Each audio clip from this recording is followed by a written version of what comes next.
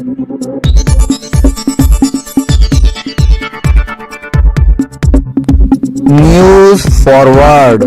Forward channel में मैं शेख साबिर आपका स्वागत करता हूं। मेरी दादी के सामने रश्मिका पानी कम चाय, वकील गुणरत्न सदावर्ते ने क्या कह दिया, देखिए न्यूज फॉरवर्ड की पूरी रिपोर्ट।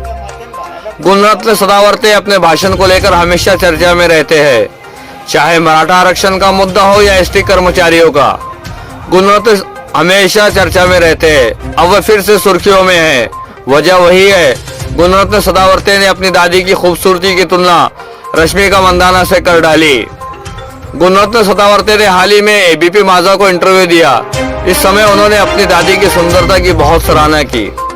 उन्होंने कहा कि मेरी दादी इतनी खूबसूरत थी कि एक्ट्रेस रश्मिका मंदाना उनके सामने कुछ भी नहीं है। रश्मिका को मेरी दादी के सामने पानी कम चाय कहना पड़ेगा। मेरी दादी बहुत खूबसूरत थी, बिल्कुल रूसी लड़कियों की तरह। मेरी दादी 6 फीट लंबी और बहुत पतली थी। उन्होंने आगे कहा, वो मुझे वकील कहती थी, उसे एडवोकेट बोलना नहीं जमता था, इसलिए वो मुझे वकील ही कहती। वो मुझे वकील ही देखना चाहती थी क्योंकि उसने अपने सभी बच्चों को जेल में देखा था।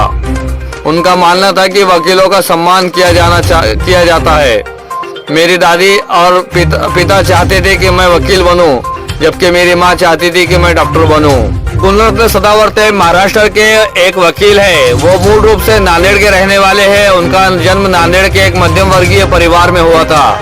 नांदेड़ के बाद सदावर्ते मुंबई में बस गए। उन्होंने मुंबई में वकालत शुरू की। भारत के संविधान के विद्वान, उन्होंने भारत के संविधान पर अपनी पीएचडी की है। वो मैट के बार एसोसिएशन के 2 बार अध्यक्ष रहे। वो बार काउंसिल शिखर परिषद में थे।